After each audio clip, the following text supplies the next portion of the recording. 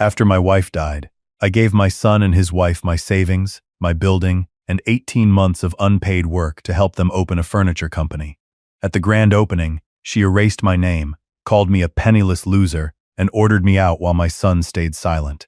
I left with $312 and one brass key. 15 years later, she walked into my workshop holding papers she could not use without me. And then I saw who was standing behind her. The night my daughter-in-law called me a loser, 53 people were standing inside a building I owned. She did it with a champagne glass in one hand and a smile polished so bright that, for half a second, some of the guests thought she was making a joke. "Thomas has always been good with his hands," Natalie said, looking directly at me. "But let's be honest. A man his age with no house, no company, and nothing left in the bank doesn't have much to be proud of." A few people stared into their drinks. One man gave a nervous cough.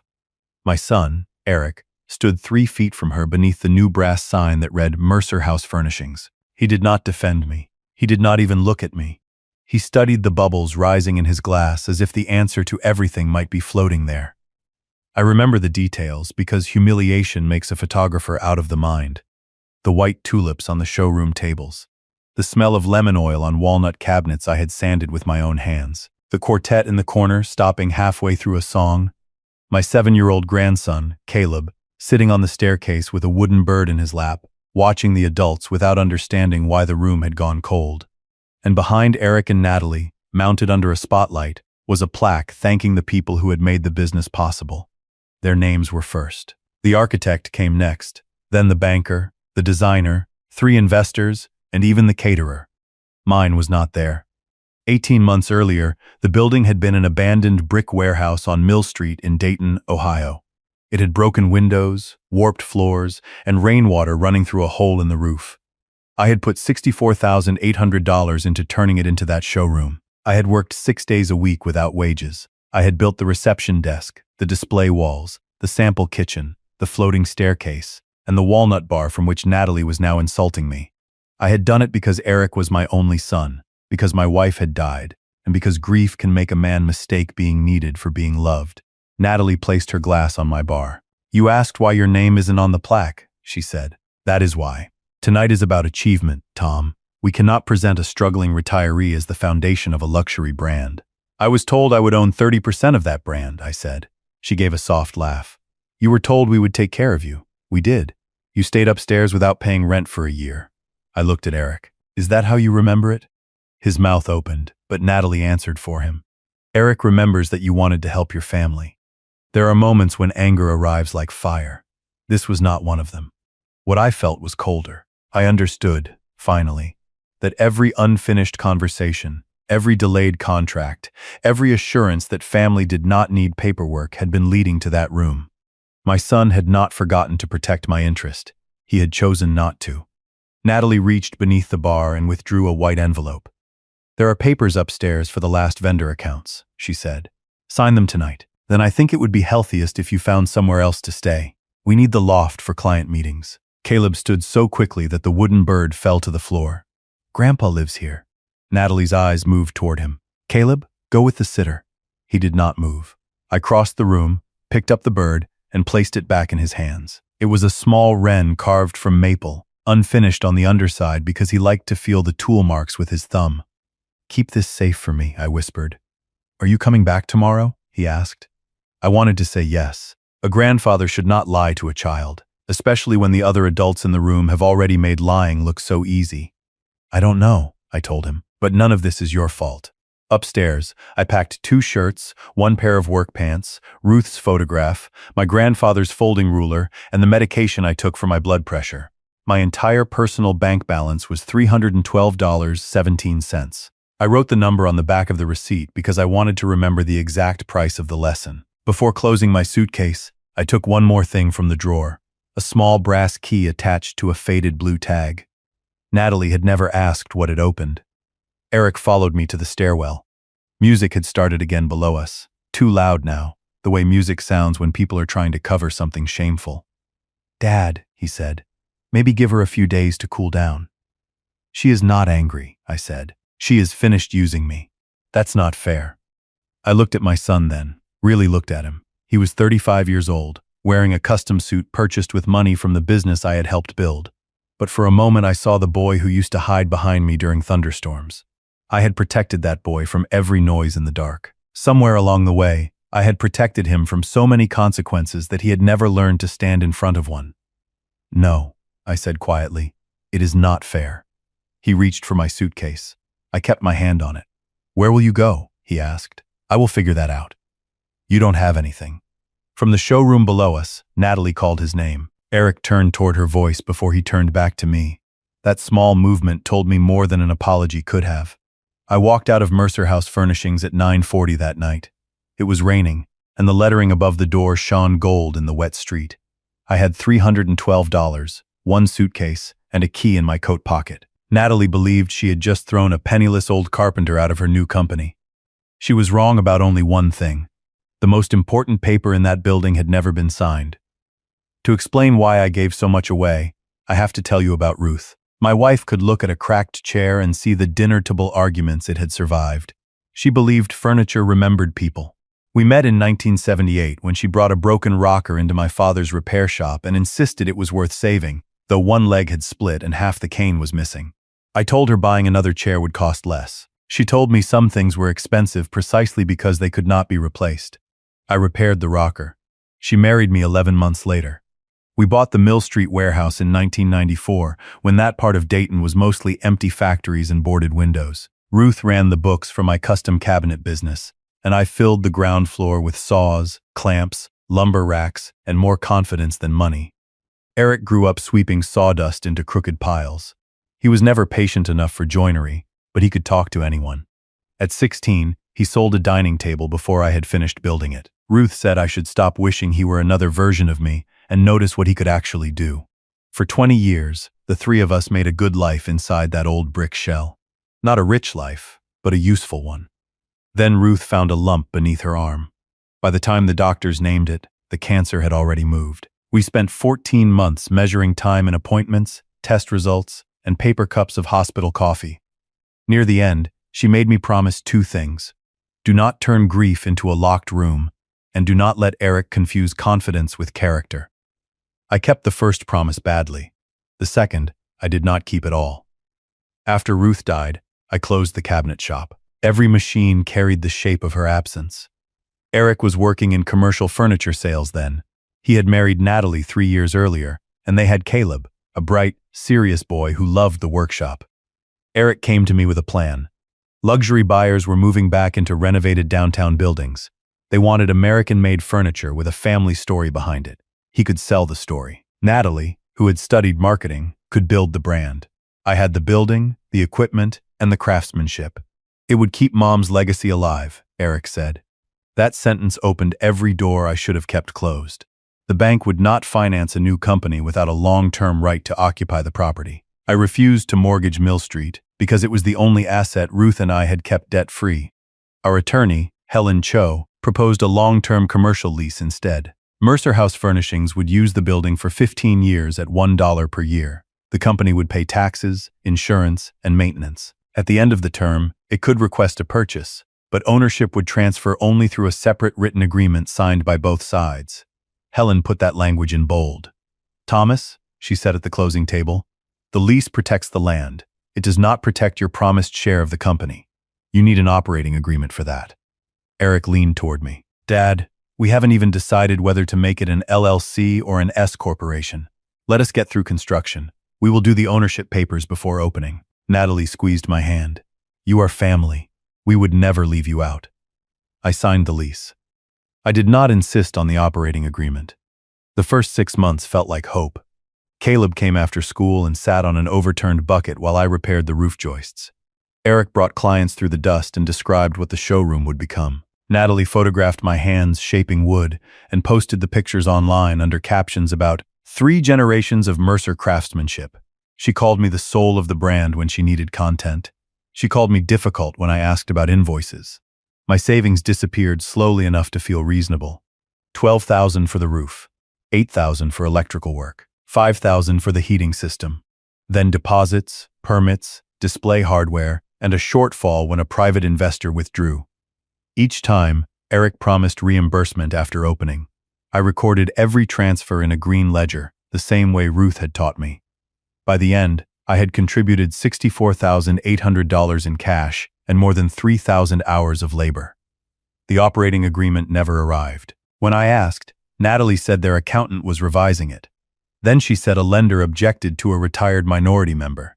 Then she said my contribution would be recognized as founder equity after the first fiscal year. Eric repeated each explanation as if repetition made it true. 2 weeks before the grand opening, I found the incorporation documents in a printer tray. Mercer House Furnishings LLC belonged 60% to Natalie and 40% to Eric.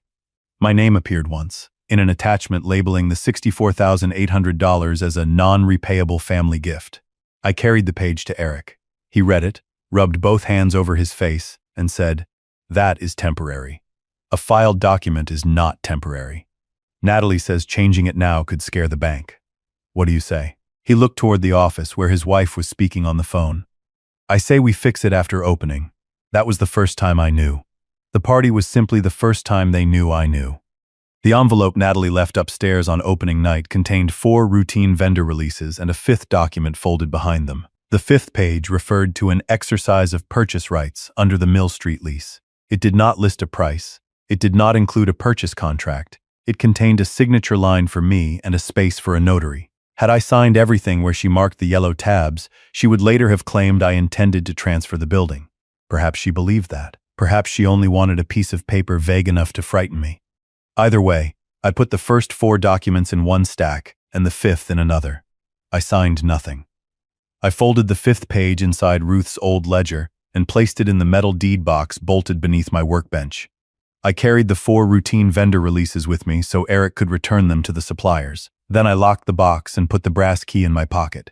That was the key I carried into the rain. I did not go far at first. Pride wanted me to walk until Dayton disappeared behind me, but my knees were 59 years old and my suitcase had a broken wheel. I reached a 24-hour diner 6 blocks away and sat beneath a buzzing light with coffee I did not want. The waitress, a woman named Denise, noticed my wet coat and brought me a clean towel without asking questions. That simple kindness nearly broke me more than Natalie's cruelty had. I counted my money as if counting could create more of it. $240 in my checking account, $72 in my wallet, and 17 cents that did not matter, except that I had worked my entire adult life and could name every penny left. I had Social Security coming the following month, but most of it had already been committed to medical bills, insurance, and a small life insurance loan from Ruth's treatment. The Mill Street Company paid $1 a year in rent. I had designed the lease that way to help my son qualify for financing. Generosity, I learned, can become a trap with your own handwriting on it. At 11:30, Eric entered the diner. He sat across from me without removing his coat. "You should come back," he said. "Did Natalie send you?" "Caleb is crying." "Then tell him the truth." Eric stared at the sugar packets. "What truth is that?" "That his mother removed his grandfather from a business he paid to build, and his father watched."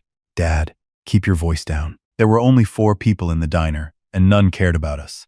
Yet Eric's first instinct was still to manage appearances. "You think tonight made me look small?" I said. "What you did before tonight is what made you small." His jaw tightened. "You always do this. You make it sound like I am still a kid in your shop. Then stop waiting for someone else to tell you what to say." For one hopeful second, he looked ready to do it. He met my eyes. "The company cannot carry 3 owners right now," he said. "Natalie says once we stabilize." I held up my hand. "There she is again." He went quiet. I slid the 4 unsigned vendor releases across the table. "These are legitimate. The 5th paper is not. Tell her I found it." Color left his face. "What 5th paper?" I watched him carefully. Surprise can be performed, but fear moves faster. His pupils shifted toward the envelope before his expression caught up. He knew there had been another page, even if he did not know exactly what it said. "I will honor the lease," I told him. 15 years, $1 a year. You have use of a debt-free building because I wanted you to succeed, but the building is not yours, and I am not signing it away. If you leave now, Natalie will say you abandoned us. Will you?" He did not answer. I took back the papers. "There is your choice, Eric. Not 15 years from now. Tonight." He stood, placed a $20 bill beside my coffee, and walked out. I left the bill for Denise. Just after midnight, my phone rang. It was not Eric. Natalie's voice was quiet and hard. If you contact Caleb after tonight, I will tell the police you are harassing my family. He is my grandson. He is our son. You do not get to confuse him because your feelings are hurt. Let me speak to Eric. Eric agrees with me. Behind her, I heard Caleb call, "Grandpa?" Then the line went dead. The voicemail system on my old phone saved messages automatically. Natalie may not have realized the first part of her call had been recorded when I failed to answer quickly enough. I listened to it twice, then forwarded the audio file to an email account Ruth had once used for business records.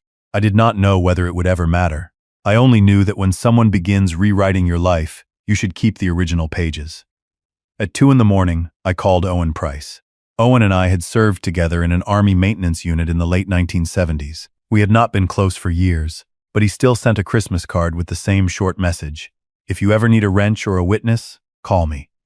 He lived in Springfield, less than 30 miles away, and managed the repair workshop at St. Luke's Community Center. "Tom," he said, his voice thick with sleep, "who died?" "No one tonight." He waited. "I need a place to set down a suitcase," I said, "just for one night." "Bus station or diner?" "Diner." "I will be there in 40 minutes. He arrived in 36. Before leaving Dayton, I asked him to drive past Mill Street one last time. The party had ended. Through the upstairs window, I saw Natalie moving between boxes in the loft that had been my home. Eric stood near the glass with his hands in his pockets. For a moment, I thought he saw Owen's truck across the street. If he did, he gave no sign. On the back steps, beneath the security light, Caleb was sitting in his pajamas. He still held the wooden bird. I put my hand against the truck window. He could not see me through the rain. Owen did not ask why we remained there for several minutes. Finally, he shifted into gear. "Where to?" he asked. I looked at the brass key in my palm. "Anywhere I can earn tomorrow's breakfast." At 59, with $312 to my name, I believed I was beginning from nothing. I would not understand until much later that nothing and alone are not the same thing. Owen lived above a closed pharmacy in Springfield. His apartment had one bedroom, a sofa that folded into something shaped like a punishment, and a kitchen table covered in carburetor parts. He gave me the bedroom and slept on the sofa before I could argue. The next morning, he drove me to St. Luke's Community Center, an old school building that served lunch to seniors, offered after-school care, and kept a repair shop in the former gymnasium. The shop smelled of cold metal and forgotten projects. Half the fluorescent lights did not work. A planer stood against the wall with its belt housing open. "Motor burned out 6 months ago," Owen said. "Board has no money for a new one." I rolled the shaft by hand. "Motor is fine. Bearing seized and through the belt." "You know that by touching it?" "I know because burned motors smell worse than your coffee." By noon, I had cleaned the bearing seat, machined a temporary spacer from a steel washer, and found a replacement belt at a farm supply store. The parts cost $27. Owen paid me $90 from the center's maintenance budget, then insisted on reimbursing the parts. It was the first money I had earned since Mercer House opened. I held those bills longer than necessary. Not because $90 was much, but because it had not been given out of pity or taken in the name of family. I had solved a problem. Someone had paid the agreed price. The simplicity felt almost luxurious. That afternoon, a woman named Lila Bennett arrived carrying a maple dining chair with one arm removed. Her husband had suffered a stroke, and the chair no longer fit beneath the transfer board he used to move from his wheelchair. A medical equipment supplier had offered a plastic chair for $400. Lila wanted the old one adapted because she and her husband had eaten breakfast in those chairs for 32 years. I remembered Ruth's rocker. "Come back Friday," I said. Owen raised an eyebrow after she left. "You have lumber?" "No." "Special hardware?" "No." "A place to sleep after my back gives out on that sofa?" "Also no." He laughed for the first time since picking me up. We found maple offcuts in the storage room, made a reinforced removable arm, widened the front rail, and added a grip where Leela's husband could steady himself. She cried when she tested it. Then she asked if we could modify 2 more chairs for members of their stroke support group. That was how my second life began. Not with an investor, a winning lottery ticket, or a secret fortune, but with a broken planer and a chair that needed one arm to move. I rented a room from a retired school custodian named Mr. Talbot for $375 a month, utilities included. My Social Security covered the rent and basic food. Repair work covered everything else. For the first year, I took whatever jobs came through St. Luke's: loose banisters, wheelchair ramps, cabinet doors, porch steps, and furniture people could not afford to replace. I learned which thrift store marked down coats on Tuesdays and which grocery reduced bread after 7 in the evening. I kept my blood pressure pills in an old tobacco tin because the cap on the pharmacy bottle cracked. Nothing about that year looked like success from the outside. Inside me, something steady was returning. Every Sunday, I wrote to Caleb. I told him about the planer, the chair, the first snow, and a red-tailed hawk that nested near the center. I never wrote about Natalie's insult or Eric's silence. A child should not be recruited into an adult war. I enclosed small drawings of woodworking joints and questions about school. The first 2 letters disappeared without response. The third came back marked "not at this address," though I knew the address was correct. The fourth returned with "refused" written across the front in blue ink. I called Eric. Natalie answered. "We discussed this." "You discussed it." I did not agree. "Caleb is doing better without the instability." "A birthday card is instability? You walked away from his home in the middle of the night. You ordered me out. That is your version." I asked for my son. She ended the call. Helen Cho advised me that grandparents in Ohio did not have automatic visitation rights simply because contact was being denied. A court could sometimes intervene, especially after a parent's death or family disruption, but litigation might last years and put Caleb in the center. "You have evidence they are blocking you," she said. "Keep it. Continue writing in a respectful way. Do not give Natalie an excuse to characterize you as threatening." So I kept writing. I sent each letter by ordinary mail and a copy every few months by certified mail. I stored the returned envelopes in a plastic file box beneath my rented bed. On Caleb's 8th birthday, I sent plans for a simple birdhouse. It returned unopened. On his 9th, I sent a photograph of Ruth holding him as a baby. It returned with the envelope torn. On his 10th, I sent a $10 bill because $10 had felt like treasure when I was 10. The envelope came back, but the bill was missing. Owen found me holding that empty envelope at the workbench. "You can spend your whole life knocking on a door someone else locked," he said. "What do I do instead? Build another door. Make sure the boy can find it when he is old enough." That night I created a second file, one I labeled "For Caleb, if he ever asks." Into it I placed copies of every letter, postal receipt, photograph, and the saved recording of Natalie's call. I did not know where the door would be. I only knew Owen was right. Someday my grandson might come looking for the truth. And if he did, grief and memory would not be enough. He deserved records. 6 weeks later, St. Luke's received a call from the rehabilitation department at Miami Valley Hospital. Lila Bennett had shown a therapist the chair we modified. The hospital wanted to know whether we could build an adjustable bedside table that looked like furniture instead of medical equipment. Owen covered the phone and looked at me. "Can we?" I thought of the $27 in parts, the $90 payment, and Ruth insisting that some things mattered because they could not be replaced. "Tell them we can build one," I said. "Then we will learn how to build 20. Hospitals do not buy equipment because a sad story moves them. They buy specifications, insurance, cleanable finishes, load ratings, delivery schedules, and proof that the person making promises can meet them.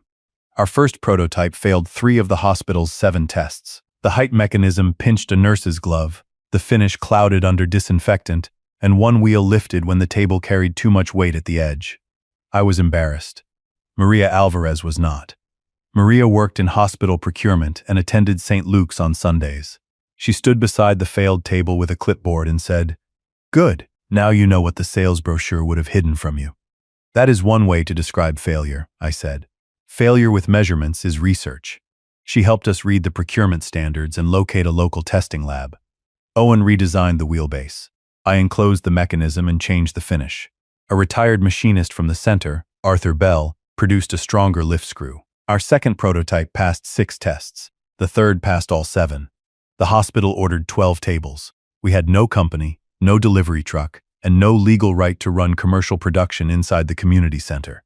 Maria made a list. First, form an entity. Second, cost every hour and screw. Third, stop treating your labor as free. That last instruction was aimed at me. We formed Second Grain Workshop Cooperative because Owen said old wood deserved a second grain, and old workers did too. Each founding worker bought 1 voting share for $100. I did not have $100 to spare, so the cooperative withheld $10 from my first 10 paychecks. No outside investor could take control. Wages came before distributions. Major decisions required worker votes. Maria left the hospital a year later to become our operations manager, after we could pay her 70% of her old salary. She said the reduction was worth no longer attending meetings where people used the word efficiency to mean making nurses walk farther. We leased a 6,000 square foot former appliance store on the edge of Springfield. The roof leaked in 2 places, but not above the machines. A community bank loaned us $85,000 against signed hospital purchase orders and a state small business guarantee. There was no dramatic moment when anyone handed me a fortune. There were mornings when payroll cleared by $31. There were winters when I repaired delivery pallets at night because scrap oak cost less than new stock. We grew because customers returned, and customers returned because the tables did not wobble. By our 4th year, we employed 18 people, including 6 workers over 60 and 3 veterans with disabilities. We built adaptive desks, transfer benches, adjustable kitchen stations, and ordinary furniture designed for bodies that did not move in ordinary ways. By our 7th year, 2 regional hospital systems used our products. By our 10th, Second Grain had 46 employee owners and a paid-off building. I never became a celebrity. I never bought a mansion. I purchased a 2-bedroom bungalow near Snyder Park, drove a used Ford truck, and kept making my own coffee. But I was no longer the man counting bread discounts at 7 in the evening. More important, I was no longer measuring my worth by whether Eric called. He called 3 times in the first 5 years. The first time, he asked if I had changed my mind about signing the property paperwork. I asked him to bring Caleb and meet me in Helen's office. He said Natalie would never allow it. The second time, he told me Mercer House was opening a second showroom and offered to put my photograph on a wall labeled Our Heritage. I asked whether my ownership share had been documented. He called me bitter and hung up. The third call came after midnight on Ruth's birthday. Eric sounded as if he had been drinking. "Caleb asks about you," he said. "Put him on the phone. He is asleep. Then give me a number where I can call tomorrow." There was a long silence. "Natalie says you will try to turn him against us." "What do you say?" He began to cry. Not loudly. The sound was almost just breathing. "I don't know how to fix this." "Start by telling one truth." The line went quiet, then disconnected. He did not call the next day. I continued sending letters. 58 in all over 15 years. Some returned quickly. Others came back months later, stained and bent. A few never returned, and I allowed myself to imagine Caleb had seen them. I later learned Natalie kept 3. Not out of mercy, but because she wanted samples of my signature. At Second Grain, we developed an apprenticeship program with the County Technical College.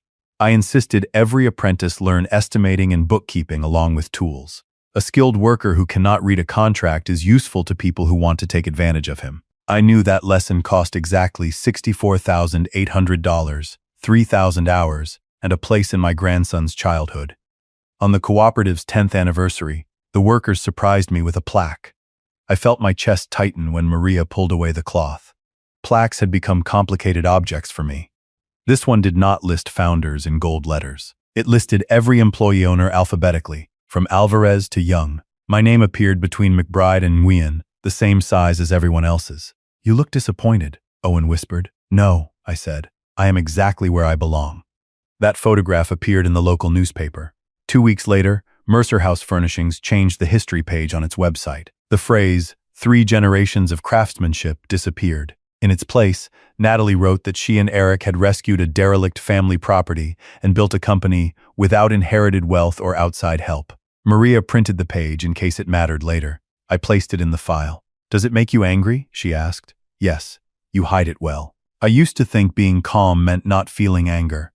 Now I think it means deciding what the anger is allowed to build. I looked across the shop at an apprentice teaching Owen how to use the new digital cutter. 15 years earlier, Natalie had called me a man with nothing to be proud of.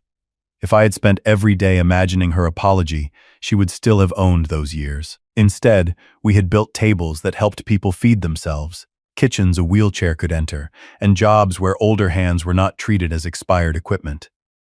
I did not know it yet, but Natalie had spent those same years building toward one final transaction. She believed the Mill Street property was the reward waiting at the end, and she had begun using my name again. Caleb grew up in photographs I was not meant to see. Mercer House posted him online at ribbon cuttings and charity dinners, first as a boy in a blazer, then as a long-legged teenager standing between his parents. He had Ruth's eyes and Eric's careful smile. I never contacted him through social media. Natalie had already threatened to characterize respectful letters as harassment, and I would not hand her a public spectacle she could use against him. So once or twice a year, I looked at the company's public page, learned that he played cello, then baseball, then neither, and closed the browser before wanting became a form of self-punishment. What I could not see was the story he had been told. According to Natalie, I had emptied the family accounts, demanded ownership of a company Eric and she built alone, and disappeared when they refused. She told Caleb the Mill Street building had belonged to Eric's mother, and that I had selfishly kept the deed after Ruth died. She said my letters stopped because I started a new family in Springfield. Each lie was designed to answer one question before he could ask it. Eric corrected none of them. At 13, Caleb began working Saturdays in the Mercer House warehouse. At first, he swept floors and assembled sample kits. By 16, he loaded trucks, photographed inventory, and repaired returned furniture. Natalie told him his wages were being deposited into a college account because family businesses taught discipline. His pay stubs listed direct deposits. He never saw the account. At 18, Caleb wanted to study industrial design. Mercer House had a difficult year after expanding too quickly, and Natalie told him the college fund had temporarily been loaned to the company. "It is all family money," she said. "When the new development deal closes, you will have twice as much," Eric promised to explain later. Later did not come. Caleb enrolled at community college part-time and kept working. He started asking why the company paid consultants but could not return his wages. Natalie accused him of being ungrateful. Eric told him not to upset her during a stressful period. The pattern was older than Caleb, but he had no name for it yet. In the 14th year of the Mill Street lease, a development group called North Star Residential proposed a luxury senior complex covering 3 blocks. The plans included the Mercer House building. The public announcement described Eric and Natalie as property owners and showed an artist's rendering of the brick warehouse converted into a private dining hall. The reported acquisition price for their parcel was $2.4 million. The problem was simple. They did not own the parcel. Natalie told North Star that Mercer House had exercised its purchase option years earlier, but that an elderly relative had failed to complete a ministerial deed. She provided a copy of a 1-page memorandum bearing what looked like my signature. North Star's attorney ordered a title examination before releasing a deposit. The examiner found my deed, the recorded commercial lease, and no valid transfer. Helen called me on a Tuesday morning while I was checking a batch of lift mechanisms. "Did you sign an exercise memorandum on May 17th, 15 years ago?" she asked. "No." "Did you appear before a notary named Paul Wexler?" "Never heard of him." "Then someone has given a title company a serious problem." She emailed me the copy. My name appeared at the bottom in blue ink, slanted the way I signed delivery releases. But I knew the page immediately. The top half had been taken from the 5th document in Natalie's opening night packet. The signature looked like one I had placed on a vendor delivery form months earlier. Someone had joined the two. "Do they have an original?" I asked. "They say it was lost during a records migration." "And the notary?" "His commission did not begin until 8 months after the date on this paper." I sat down. For 15 years, I had imagined many reasons Eric might contact me. Illness, regret, Caleb's wedding. I had not imagined a copied signature arriving first. Helen advised sending immediate written notice to Mercer House, North Star, and the title insurer disputing the document. We would also file an affidavit of facts affecting title so no one could claim ignorance. "This may become a quiet title action," she said. "Before we move, I need every original you kept." I touched the brass key on my ring. The metal deed box was still beneath the old workbench at Mill Street.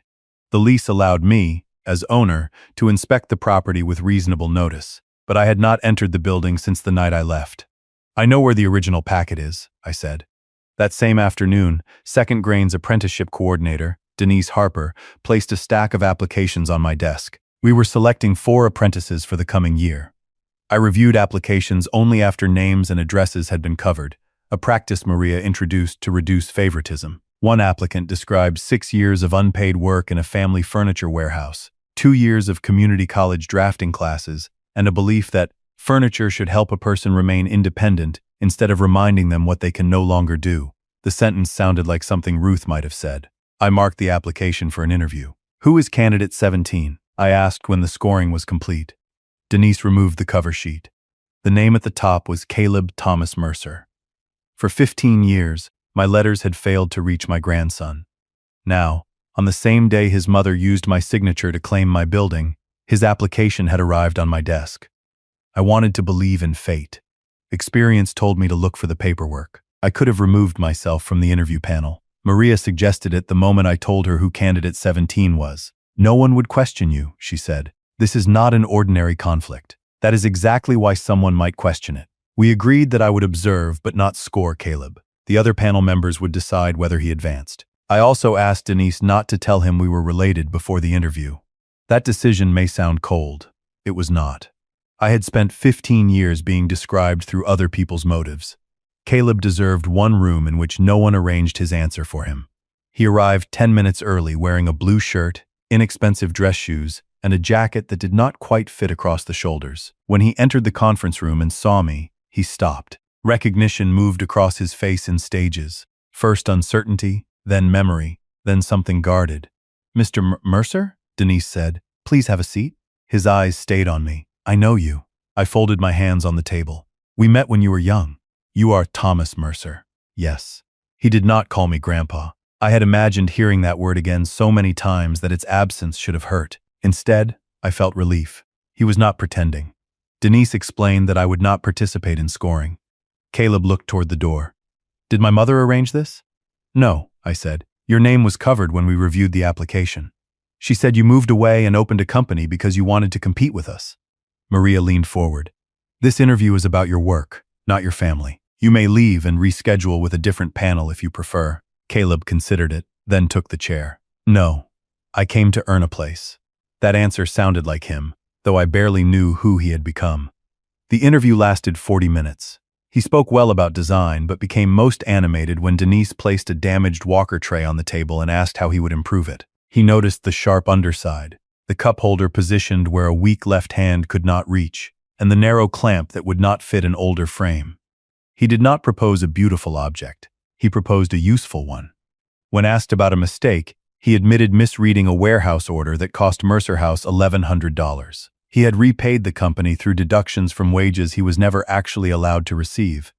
Afterward, the panel ranked him second among 12 candidates. He advanced to the practical test on merit. I signed no scoring sheet. He waited near the front entrance after the others left. "Why didn't you ever write?" he asked. The question struck harder than Natalie's insult had. I could have answered with accusation. Instead, I said, "I did write." His expression closed. "My mother said you would say that." "Then do not take my word for it. I have postal records and returned envelopes. If you want to see them, I will show you. If you do not, I will not bring this into your apprenticeship application." "Why would they return your letters?" "That is a question for your parents." He watched me, perhaps waiting for bitterness to reveal the man he had been taught to expect. "Did you steal money from the company?" "No." "Did you leave us?" "I left the building after your mother told me to leave. I asked your father to tell you the truth." His jaw tightened in the same way Eric's did. "Everyone has records that prove their version." "Not everyone. That is why some people depend on versions." He walked out without saying goodbye. The next morning, Helen and I served written notice of inspection on Mercer House.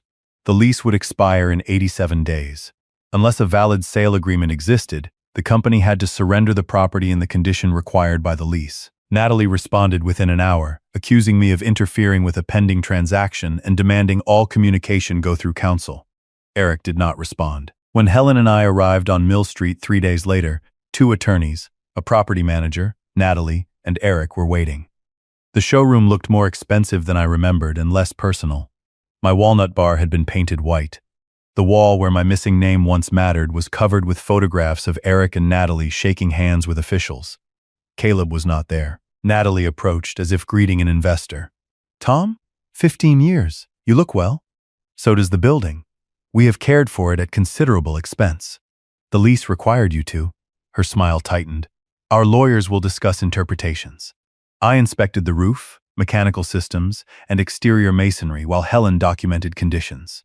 In the old workshop, half the machines were gone. My original bench had been pushed behind shipping cartons. I knelt and felt beneath the lower shelf.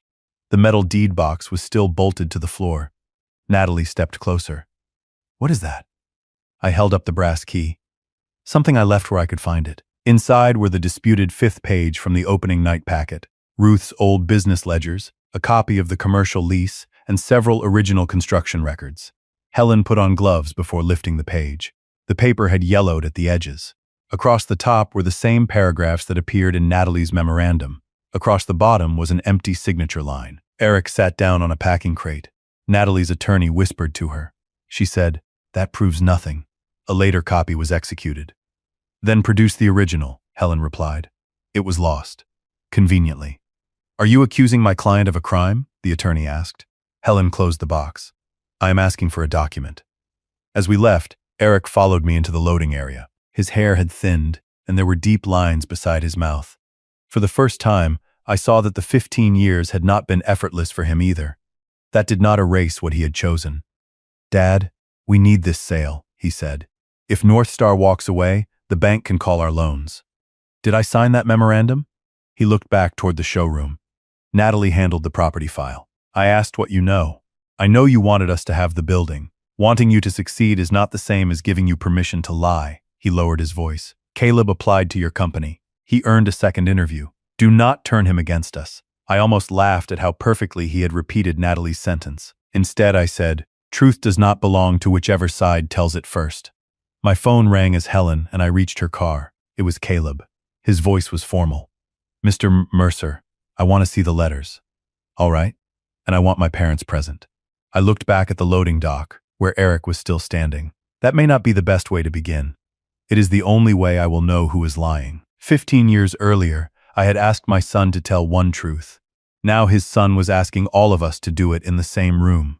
We met the following Sunday at Helen's office because it was neutral ground and because Helen had a conference table large enough for 15 years of paper. I arrived early with 2 file boxes. Caleb came alone. "My parents refused," he said. "My mother said this is a legal trap. My father said he had a migraine." Helen told him she represented me and could not advise him. She offered to pause until he found independent counsel. Caleb shook his head. "I am not signing anything. I just want to read." I placed the first returned envelope in front of him. It bore the date of his 8th birthday. Then came the 9th, 10th, Christmas cards, school year letters, photographs, certified mail receipts, and copies of the few messages that never returned. He read without speaking. On a letter sent when he was 12, I had drawn a workbench and marked the height at which I guessed he could comfortably use it. On another, I described Ruth's habit of singing the wrong lyrics to every song on the radio. Caleb touched that page with 2 fingers. "My mother told me Grandma hated the workshop," he said. "She loved the work. She hated sawdust in the washing machine." His mouth moved toward a smile and stopped. I played the saved voicemail. Natalie's younger voice filled the room. "If you contact Caleb after tonight, I will tell the police you are harassing my family. He is our son. You do not get to confuse him because your feelings are hurt." Caleb asked to hear it again. The second time, he closed his eyes. Did my father know? He knew she refused contact. I cannot tell you what he knew about every letter. You could have taken them to court. I considered it. The law did not give me an easy right to visitation, and a long fight might have placed you between adults you depended on. Maybe I chose wrong. I have asked myself that many times. He looked up sharply, perhaps surprised that I did not claim perfect judgment. "So you just waited?" "No. I worked, I wrote, and I made a place you could find. But yes, I also waited." He stood and walked to the window. "I hated you. I know. You don't know. Every birthday, I thought maybe this was the year you would remember. Then I decided I didn't care. When I saw your picture in the apprenticeship brochure, I almost tore it up." "Why didn't you?" "Because your tables are good." The answer was so honest that I laughed once, softly. He turned, offended at first, then almost smiled again. From his backpack, he removed the maple bird. The wood had darkened from years of handling. One wing had been glued after a break, and the underside still showed my tool marks. "I kept this because I wanted one thing that did not come with their explanation," he said. I did not reach for it. It belonged to him now. Caleb returned to the table and opened the second file box. It contained bank transfers, construction invoices, and my green labor ledger. He compared the figures with copies of Mercer House's public origin story. "They said you took $80,000. I gave $64,800. The rest may be a number that grew in the telling." "Why didn't you sue them?" "At the beginning, I had little money for litigation and an oral promise that would be difficult to prove. Later, I had a life I did not want organized around their company. The commercial lease protected the building. I chose to honor it." Even after what they did? A promise is not honorable only when the other person deserves it. He studied me. That sounds like something people say when they let others use them. It can be. The difference is whether you keep making the same promise after you understand the cost. For the first time, Caleb told me about his wages. From 13 onward, Mercer House payroll records showed nearly $22,000 paid to him. Natalie had controlled the custodial account until he turned 18, then claimed the money had been loaned to the company. Caleb had asked for statements. None came. When he said he might contact the state labor department, Eric offered him a junior management title instead. "Did you accept?" I asked. "For 6 months. The title came with no salary. That is when I applied here." The family pattern was repeating, only faster. Free labor, deferred ownership, affection used to replace a contract. I wanted to march to Mill Street and force Eric to see what he had become. But Caleb had not come for another person to control his next decision. "You should speak with an employment attorney or the state wage office," I said. "Second Grain can give you a list of independent resources. Whether you make a claim is your choice." "You are not going to use it against them in the property case?" "It is not my evidence to use." He nodded slowly. Before leaving, he asked whether his apprenticeship application remained valid. I told him the panel would evaluate his practical test like everyone else's. "If you earn the place, you will be paid from the first hour," I added. At the door, he stopped. "I am not ready to call you Grandpa. You do not owe me a word, but I want to come back after the test, just to talk." "The door is open." He looked at the boxes. "It was always open, wasn't it?" "Yes." The following Tuesday, Caleb completed the practical examination. He measured twice, cut once, corrected another applicant who was about to put a hand near an unguarded blade, and finished third overall. The cooperative offered him one of 4 apprenticeships. He accepted without telling his parents first. Natalie found out when she saw Second Grain listed on an insurance form. She called me at 7 the next morning.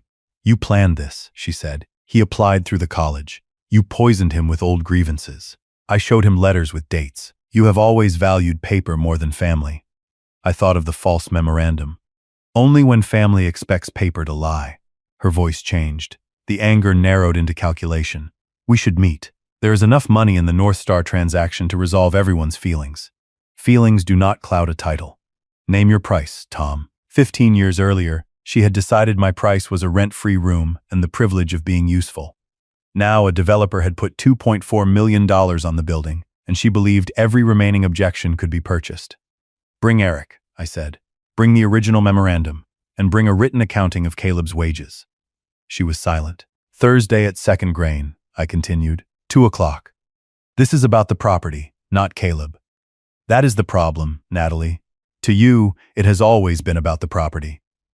Natalie arrived at Second Grain in a black car with Eric, her attorney, and a leather folder. She did not bring an accounting of Caleb's wages. She wore the same expression she used in Mercer House advertisements. Warm enough to invite trust, controlled enough to reveal nothing. Eric looked as though he had not slept. Maria gave them a tour before the meeting because she believed people negotiated differently after seeing the workers affected by their decisions. Natalie admired the showroom but referred to the cooperative as your charity project. Maria corrected her once. "It is an employee-owned manufacturer with $4.8 million in annual revenue." Natalie glanced at me. Tom always did need someone else to manage the numbers. The insult was smaller than the one she delivered 15 years earlier, but its purpose was the same. She needed me to become defensive. Defensive people explain too much and negotiate against themselves. We sat at a plain oak conference table built by our first apprentice class. Helen joined by video. Natalie's attorney opened with an offer.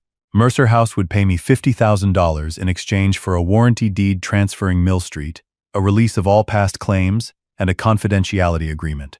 They described the payment as recognition of sentimental interests. "The developer's price is $2.4 million, I said. "That includes the operating business, improvements, and relocation costs," Natalie replied. "North Star's letter of intent allocates $2.4 million to the parcel. I have a copy." Her attorney shifted in his chair. He had not known I had seen it. Natalie folded her hands. "You contributed a rundown building worth less than $100,000. We created the value. Then you should have no trouble moving the company and leaving the value you do not own," Eric whispered. "Dad, please." I turned to him. "Tell me why the bank can call your loans," Natalie answered. "Expansion timing. Normal business pressure?" I asked Eric. He swallowed. "We borrowed against expected proceeds from the development. Before you owned the property? We believed the option had been exercised. Natalie opened the leather folder and placed a color copy of the memorandum in front of me. It was exercised. I set the unsigned original beside it. The paragraphs matched, including a typing error in the third line. The lower section did not. Her copy had a signature and a notary stamp. Mine had only blank space. Produce the original signed document, Helen said through the screen. We have explained that it was lost, the attorney replied. Then produce evidence of the payment required by paragraph 9 of the lease. Natalie looked at Eric. He stared at the table. The lease required any purchase agreement to state consideration and required Mercer House to deposit 10% of the purchase price within 10 business days. No price had ever been agreed. No deposit had ever been paid. Tom intended it as a gift, Natalie said. Then why fabricate a purchase exercise, I asked.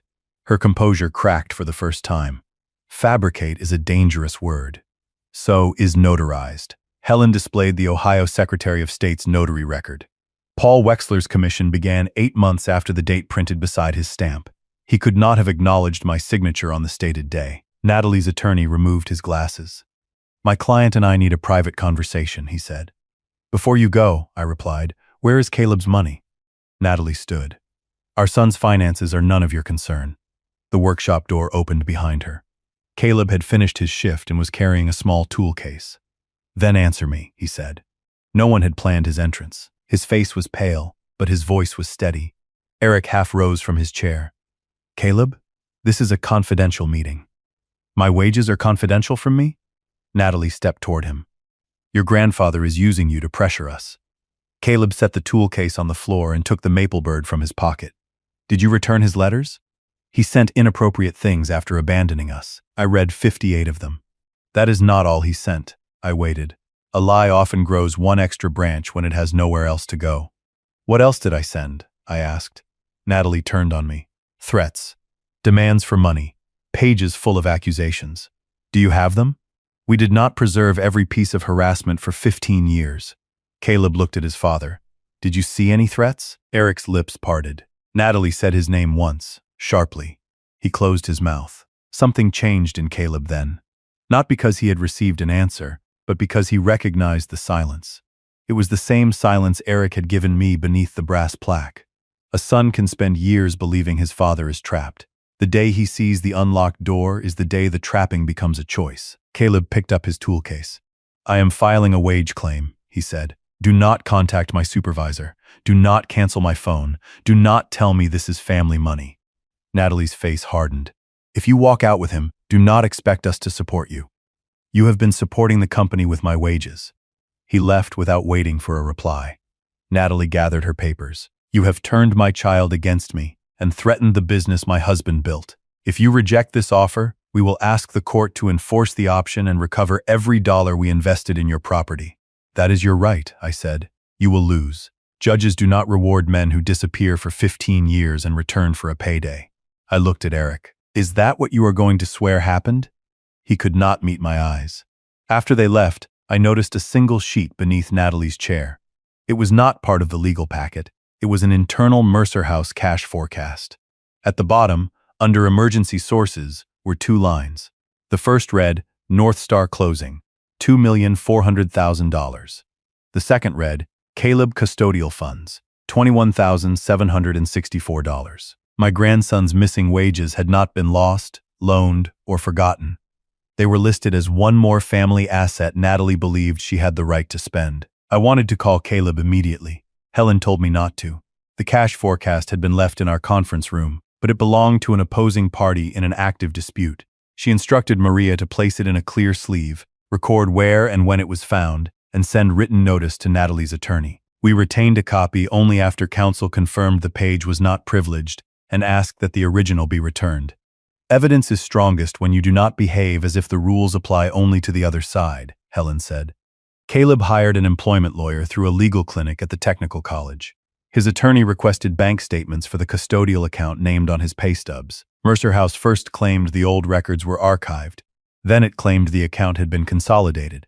Finally, under a state wage investigation, the payroll service disclosed that the routing number on Caleb's pay stubs belonged to Mercer House's operating account. The company had recorded wages as paid, withheld taxes, and kept the net funds. The internal forecast later appeared through a formal document request, exactly where it could be used without argument about how it was found.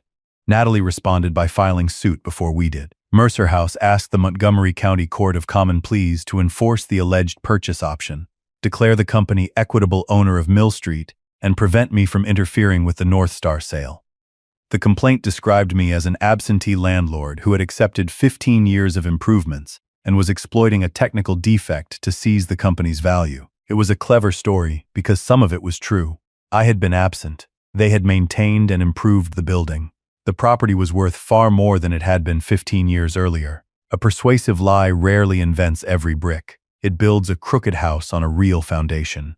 We answered with the recorded lease, the unsigned original page, the deed, and my affidavit. We asked the court to quiet title and cancel the false memorandum. Helen did not include every betrayal, every returned letter, or Natalie's speech at the grand opening. A judge deciding title needs title evidence, she said. Pain is not a substitute for a legal element. I appreciated the discipline.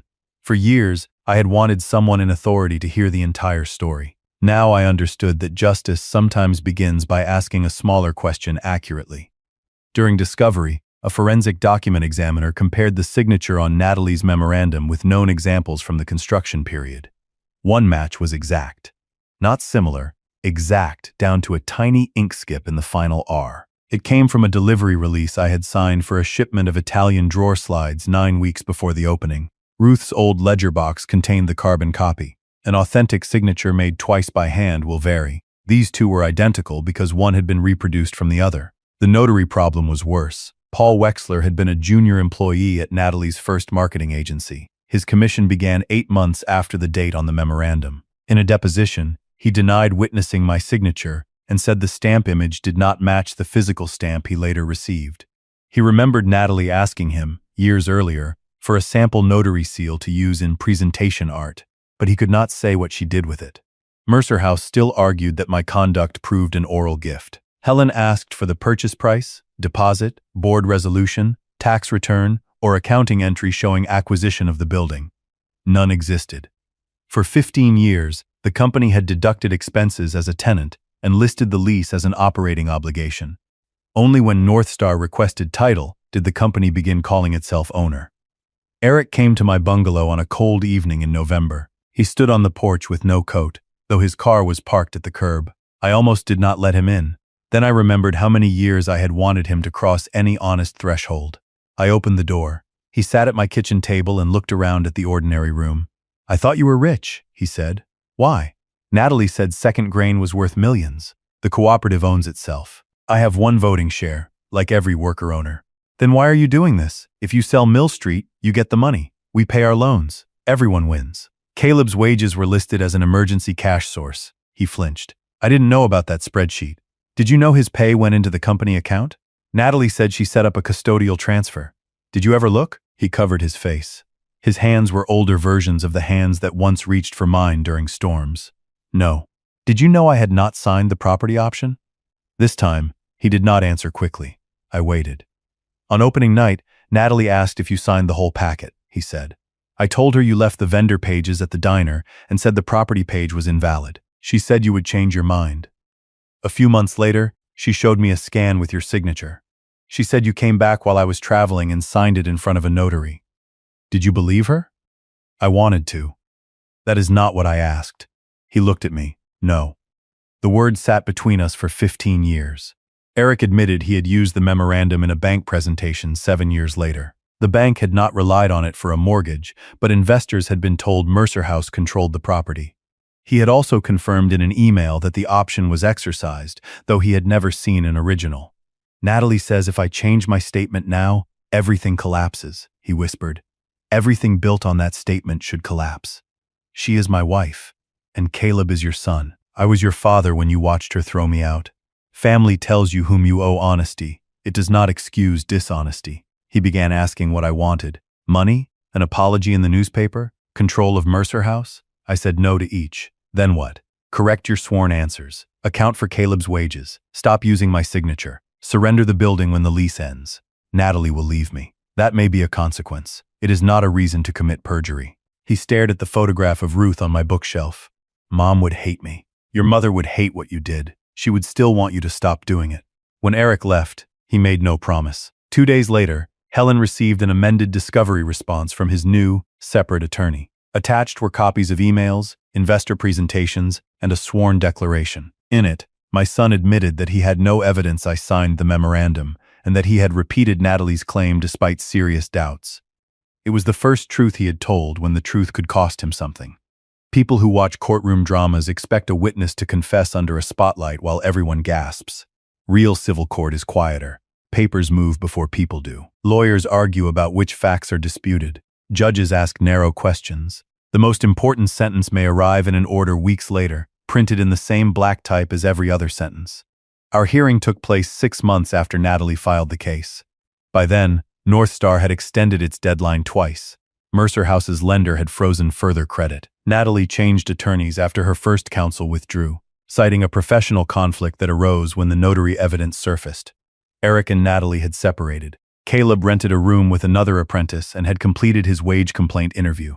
Judge Elaine Porter entered without drama and asked both sides to identify the document that transferred ownership. Natalie's new attorney pointed to the memorandum and argued that even if its acknowledgement was defective, 15 years of improvements showed part performance of an oral agreement. Helen pointed to the lease clause, stating improvements were tenant obligations and would not create ownership. She showed the company's tax returns labeling rent, maintenance, and leasehold improvements exactly as the lease required. The judge asked, "Where is the separate purchase agreement required by Section 9? "The memorandum reflects the parties' intent," Natalie's attorney replied. "Where is the agreed price? The transfer was intended as a family gift. Then why does the memorandum say purchase option?" The attorney returned to intent. The judge returned to documents. I testified for less than an hour.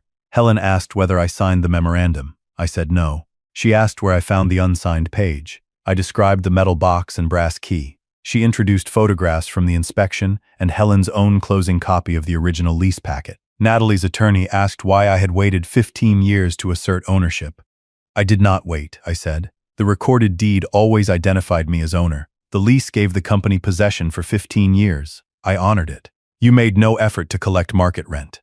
The agreed rent was $1, because you intended your son's company to have the property. I intended the company to use it. That is why we signed a lease." He asked whether I disliked Natalie. I said yes. He asked whether I wanted her business to fail. I said no. That answer appeared to surprise him. "Mr. Mercer, if the North Star transaction fails, Mercer House may enter bankruptcy. Are you telling this court you do not want that?" "I want the company to tell the truth about what it owns. What follows belongs to the decisions its managers made." Eric testified next. He entered through a side aisle and did not look at Natalie. Under oath, he described the opening night packet, his conversation with me at the diner, and Natalie's later claim that I had returned to sign. He admitted endorsing that claim without verification. Natalie's lawyer asked whether separation had made him hostile toward his wife. "No," Eric said. "The lie made separation necessary." Then Natalie took the stand. She denied creating the signature image. She suggested a former office manager assembled the memorandum and insisted I had verbally promised the property many times. She described herself and Eric working for 15 years while I watched the neighborhood improve from a distance. Some of what she said carried emotional weight. She had built a business. She had employed people. She had negotiated leases and soothed customers and stayed awake over payroll. Fear of losing it was real, but effort does not convert a lease into a deed. Fear does not authenticate a signature.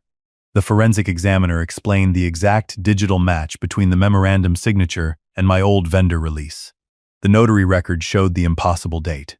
Natalie's attorney objected to several conclusions, and the judge sustained some objections. Still, the essential facts remained. Judge Porter issued her decision 9 days later. The court found no enforceable purchase agreement, no valid exercise of the option, no payment or deposit, and no credible original of the disputed memorandum. The company's improvements were made under the commercial lease and created no equitable ownership beyond its stated term. Title was quieted in my name. The recorded memorandum was declared invalid and ordered canceled. Mercer House's request to force the North Star sale was denied. The judge did not call Natalie greedy.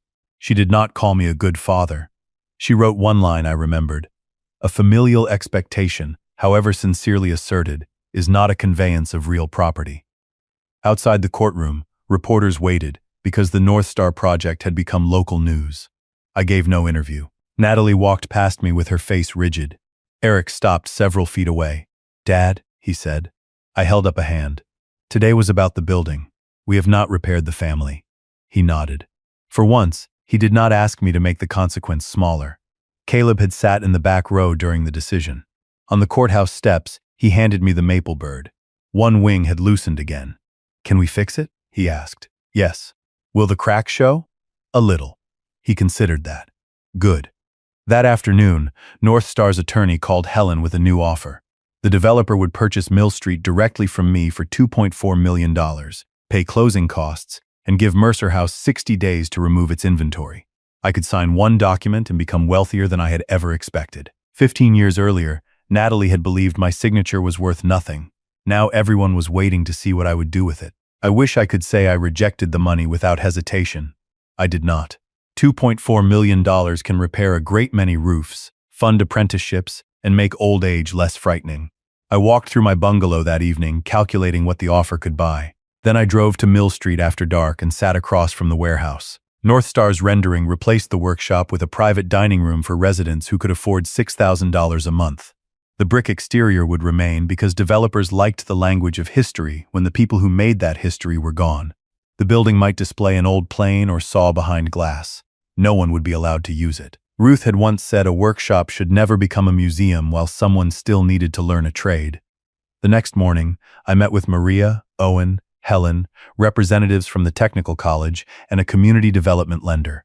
I made clear that the property was mine, but the decision should not become a monument to me. We examined 3 options. Second Grain could buy the property, but using cooperative funds would slow wages and expansion. I could sell to North Star and donate part of the proceeds, but the building would be lost. Or I could place Mill Street under a nonprofit land trust with a 99-year mission restriction requiring vocational education and affordable workshop space. The third option produced no personal windfall. It also preserved the reason Ruth and I bought the building in the first place. We created the Ruth Mercer Trades Trust. I contributed the property subject to a long-term lease for the new center. A state brownfield program funded environmental work. The county committed workforce development money. A community lender financed renovation against future leases from the college, Second Grain, and 3 small trades businesses. The trust board included 1 neighborhood resident, 1 college representative, 2 trades workers, and 1 Mercer family member who could not hold unilateral control. I chose Caleb for that future seat after he completed his apprenticeship, not before. "You are giving away more than $1 million in equity," Eric said when he learned the plan. We were standing inside the nearly empty showroom. Mercer House had entered Chapter 11 after North Star terminated its agreement, then converted to liquidation when no replacement financing appeared. The court-appointed trustee was inventorying furniture. Employees would receive wage notices and information about claims. I had granted the trustee an extra 60 days beyond the lease term so workers, not Natalie, would have time to remove orders and personal tools. "I am deciding what the property is for," I told Eric. "That is different from giving it to someone who lies about owning it. You could have saved the company. The company borrowed money by promising an asset it did not own. Saving it would require pretending that decision had no cost. People are losing jobs, and that matters. Second Grain has offered interviews to every shop worker. The county has a placement team here on Friday. What I will not do is hand your debts to my future." Eric looked around the showroom. Without the displays, I could see the marks where my old machines had stood. "I let this happen," he said. "Yes." He waited, perhaps expecting comfort. I had spent most of his life placing comfort before accountability. "What do I do now?" he asked. "Start with Caleb." The wage investigation resulted in a settlement. Mercer House acknowledged that Caleb's net wages had been retained without authorization. In bankruptcy, part of his claim received wage priority. The rest became a personal restitution obligation Eric and Natalie signed to avoid further state penalties. Caleb did not receive all the money at once. He received a first payment, a schedule, and legal rights if payments stopped. It was less dramatic than discovering a secret trust account. It was also real. Natalie came to Mill Street on the final day to collect boxes from her office. She found me in the old workshop, removing the metal deed box from beneath the bench. For the first time since I had known her, she wore no makeup. She looked tired rather than polished, frightened rather than powerful. "Are you satisfied?" she asked. "No. You got the building. Caleb will barely speak to me." Eric moved out. The company is gone. What else could you want? I wanted none of those things to happen this way. You could have prevented them with one signature. You could have prevented them with one truth. Her eyes moved to the brass key in my hand. You planned this for 15 years. I honored a lease for 15 years. That is the same thing in the story you tell yourself, I almost argued. Then I recognized the trap. Natalie needed my refusal to be revenge because revenge would make us alike. She could understand punishment. What she could not understand was a boundary that did not depend on her agreement. When you called me a loser, I said, I believe the worst thing you took was my place in the company. It took me years to understand that I had given that place away before you took it. I let family promises replace clear terms. I let Eric's silence answer for him. I will not do that again. So this is about pride. It is about stewardship. She laughed without humor. You always did like noble words for stubbornness. She lifted her box and walked toward the door. I called her name. She turned. Caleb is not a property to be won, I said. If you want a relationship with him, stop telling him what he owes you and answer what he asks. For 1 second, pain opened in her face. Then the old control returned. Do not tell me how to be a mother. I am telling you what I learned too late about being a father. After she left, I opened the metal box one final time. The unsigned paper lay on top. I could have framed it as a trophy. Instead, Helen archived it with the trust records, where it would remain evidence and nothing more. We removed the white paint from the walnut bar. Beneath it, the original grain was scarred but intact. Eric's first apology arrived in an email. It was 7 paragraphs long and contained the word "but" 11 times. I read it once and did not respond. His second apology came by phone and explained how Natalie's childhood poverty made her afraid, how the bank pressured them, how he believed success would eventually give him room to make everything right. I listened and said, an explanation can help you understand a choice. It does not make the choice mine to excuse. His third apology came 6 months after the court decision. He drove to Second Grain during my lunch break and asked to speak outside. He had taken a sales job with an office supply distributor and rented a 1-bedroom apartment. His suit was off the rack. He carried no folder and asked for no signature. I knew she was cheating you, he said. Maybe not every detail, not at first. But I knew enough. I let her erase you because I thought admitting what you gave would make my success look smaller. When she called you a loser, I wanted to stop her, and I chose the company instead. Then I spent 15 years telling myself the next deal would make it safe to tell the truth. There was always another deal. He stopped. No, but followed. What are you apologizing for? I asked. His face tightened. For taking your money and labor. For letting her push you out. For helping keep Caleb from you. For repeating a property claim I did not believe. For teaching my son that silence was how men survived conflict. That was an apology. It did not restore 15 years. It did not obligate me to trust him. But it named the damage without asking the person harmed to make it less painful. I told him we could meet for breakfast once a month. No money requests, no discussion of the property, and no pressure on Caleb. If Eric wanted a relationship with his son, he had to build it directly and accept whatever distance Caleb needed. Eric agreed. For the first 3 breakfasts, we spoke about weather, work, and baseball. On the 4th, he brought my old green ledger. The bankruptcy trustee had released it from Mercer House's accounting files. Eric had added a new section listing what he personally owed, Caleb's restitution, unpaid amounts to former workers, and my $64,800 contribution. He could not repay everything.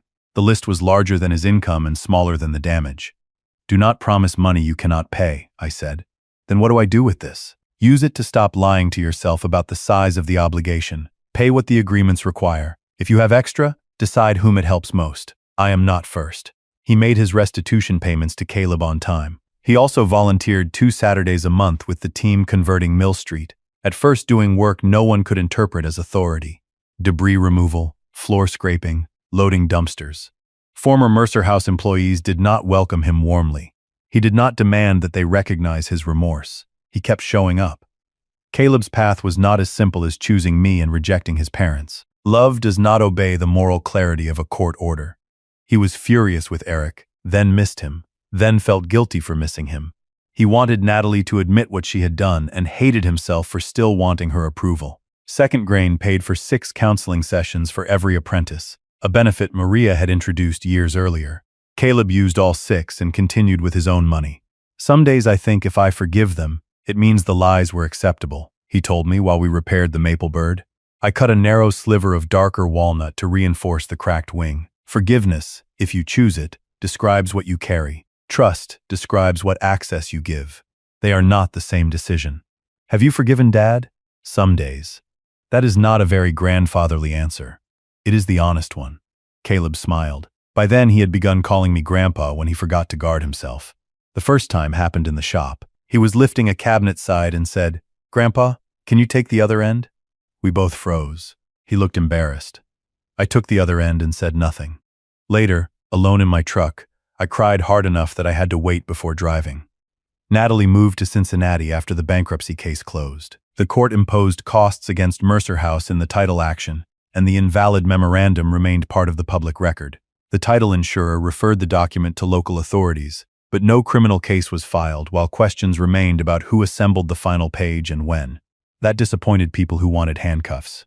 It did not disappoint me. The civil judgment protected the property. The bankruptcy exposed the finances. The wage order protected Caleb. Justice had done what we could prove it should do. Natalie sent Caleb 3 letters during his first apprentice year. The first blamed Eric. The second blamed stress. The third contained one sentence without qualification. I returned your grandfather's letters because I was afraid you would love him more than you loved me. Caleb showed it to me and asked what he should do. Whatever lets you remain honest and safe, I said. He chose to meet her with his counselor present. He did not tell me every detail afterward, and I did not ask. Their relationship belonged to them. He came home quiet, placed the wooden bird on my kitchen table, and said, "She still wants the story to end with everyone understanding why she did it. Understanding is not acquittal." That is what I told her. At the end of his first year, Caleb presented his apprentice project, a writing desk adjustable for someone with limited strength on one side. The lifting handle resembled the removable arm I had built for Lila Bennett 15 years earlier. He had never seen that chair, only the faded design notes in Second Grain's archive. The review panel awarded him no special treatment. His finish had one cloudy patch, and his cable channel needed improvement. He passed. Owen, now walking with a cane, leaned toward me during the presentation. "Boy builds a good door," he whispered. "Yes," I said, and he found it himself. The Ruth Mercer Trade Center opened 17 months after the court decision. We kept the original brick, repaired the tall factory windows, and divided the ground floor into teaching bays for carpentry, electrical work, building maintenance, and adaptive design. The old showroom became a public gallery where apprentices could sell work without surrendering ownership of their names. The loft where I had once lived became classrooms and a legal clinic that taught contracts, licensing, and small business bookkeeping. Above the entrance, the sign read, "Ruth Mercer Trade Center." Beneath it, in smaller letters, were the words she had said about the broken rocker on the day we met. "Some things are worth saving because they cannot be replaced." I worried the sentence was too sentimental. Maria said that after 15 years of ledgers, I was entitled to one sentence Ruth would have liked. More than 300 people attended the opening. Former Mercer House workers came with their families. Second Grain employee owners demonstrated adaptive furniture. The technical college enrolled its first 24 students. Owen sat in the front row beside Lila Bennett, whose husband had died years earlier but whose modified maple chair still stood at her breakfast table. Eric arrived alone and took a seat near the back. He had completed a year of restitution payments and had not missed a breakfast. That did not place him in the front row, and he did not ask to be moved. Caleb greeted him briefly, then returned to the apprentice group. Natalie did not attend. She sent no message. I mention that because endings often force every person into the same room for a final apology. Life does not. Sometimes a boundary remains a closed door, and the person outside decides whether to knock differently. The trust board asked me to speak. I had spent weeks refusing and finally agreed to 5 minutes. Standing at the walnut bar we had stripped and restored, I could see the place where Natalie once held her champagne glass. The memory no longer owned the room. I took an old bank receipt from my pocket. The paper was thin from years inside Ruth's photograph frame. "On the night I left this building," I began, "my personal balance was $312.17. I wrote it down because I believed the number proved what my daughter-in-law said about me. I had no company, no home I could enter, no name on the wall. I thought pride was a list of things other people could see." The room was completely quiet. Caleb stood beside the first workbench, holding the maple bird. "That belief was not created by one cruel sentence," I continued. It was created by years in which I treated my own work as less valuable because it was done for family. I signed a lease without securing the ownership I was promised. I gave labor no one had to account for. I accepted silence as if it were peace. The lesson is not that we should stop helping the people we love. The lesson is that love should not require one person to disappear. I unfolded the receipt. $312 measured the money available to me that night. It did not measure what I knew, what I could build, or who might stand beside me when I finally asked for honest help. It did not measure Owen driving 36 minutes when he promised 40. It did not measure Maria teaching two stubborn mechanics how to cost a screw. It did not measure 58 letters, a wooden bird, or a grandson's courage to ask what happened. Owen removed his glasses and wiped them on his sleeve. Maria looked at the ceiling. People have called what happened revenge, I said. It was not. Revenge would have made this building about the people who tried to take it. Ruth would have hated that. This center exists for the people who have not yet been given a key. I stepped away from the microphone and handed the brass key to Caleb. It no longer opened the metal box. We had replaced the lock during renovation. Its purpose was symbolic now, and for once I did not object to symbolism. Caleb returned the wooden bird to me. The walnut repair formed a dark line along the wing. "We should put him somewhere people can see," he said. "The crack shows." "That is the point." We placed the bird inside a small glass case near the entrance, beside no photograph of me and no story about the lawsuit. The card beneath it read, "First lesson. Repair does not mean erasure." After the ceremony, Eric approached while Caleb and I were closing the tool cabinets. "That was a good speech," he said. "Thank you." He looked toward the sign bearing his mother's name. "I wish I had listened to her." "So do I." "Do you think she would forgive me?" "Your mother is not here to answer. You have to become a man who no longer needs the dead to erase his choices." The words hurt him. Truth sometimes does. He nodded, picked up a broom, and began sweeping the floor. Caleb watched him for a moment, then brought over a second broom. They worked from opposite ends of the room. I did not call it reconciliation. I called it a beginning. Near sunset, the last visitors left. Warm light moved across the repaired floor, revealing old machine marks beneath the new finish. I locked the teaching bays and stood alone at the entrance. 15 years earlier, I had walked out through that door in the rain, believing my life had been reduced to one suitcase and $312. Natalie thought she had removed my name, my family, and my right to be proud. She had succeeded only as long as I accepted her definition. I did not become proud because a judge returned my building. The deed had always been mine. I became proud when I stopped offering my dignity as collateral for someone else's approval. I became proud when I kept a promise without surrendering the truth. I became proud when my grandson could look at every record, make his own choice, and still keep the part of his heart that wanted a family. Before closing the front door, I looked at the bird with its visible walnut seam. Ruth had been right from the beginning.